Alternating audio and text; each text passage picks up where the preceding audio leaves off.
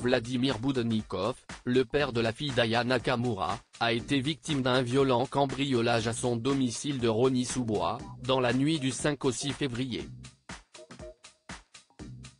48 heures après les faits, le producteur a donné de ses nouvelles sur Instagram. Aya Nakamura n'était pas présente lorsque le domicile de son compagnon à Rosny-sous-Bois a été cambriolé le mardi soir. Selon l'AFP, plusieurs individus ont pénétré dans la maison du producteur de musique Vladimir Boudonnikov vers minuit. Les cambrioleurs, au nombre de 4, sont entrés par une fenêtre, alors que le compagnon d'Aya Nakamura était seul chez lui. L'AFP rapporte que Vladimir Boudonnikov a été légèrement blessé pendant le cambriolage. Il aurait reçu 2 coups de crosse d'arme à feu au visage et a été conduit à l'hôpital de Montreuil pour des soins après l'arrivée des secours. Le Parisien ajoute que les cambrioleurs ont également détruit le téléphone de Vladimir Boudonnikov avant de s'enfuir en voiture. Les forces de l'ordre étaient déjà intervenues en août 2022 après une violente altercation entre la chanteuse et son producteur. Selon les forces de l'ordre citées par l'AFP, les voleurs ont emporté une sacoche contenant des documents personnels.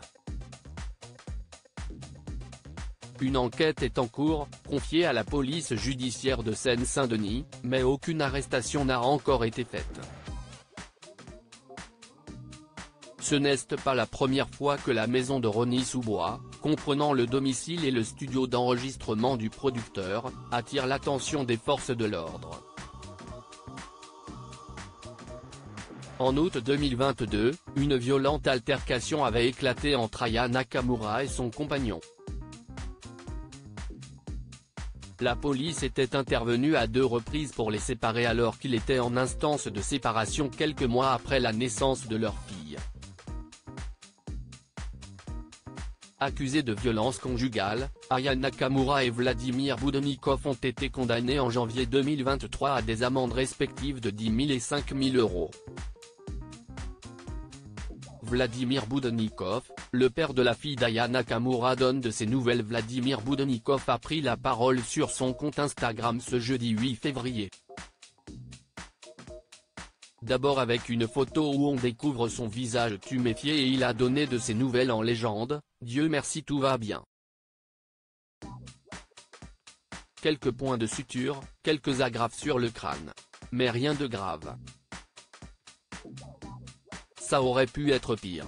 La tête dure comme là d'où je viens. Merci pour vos messages », peut-on lire.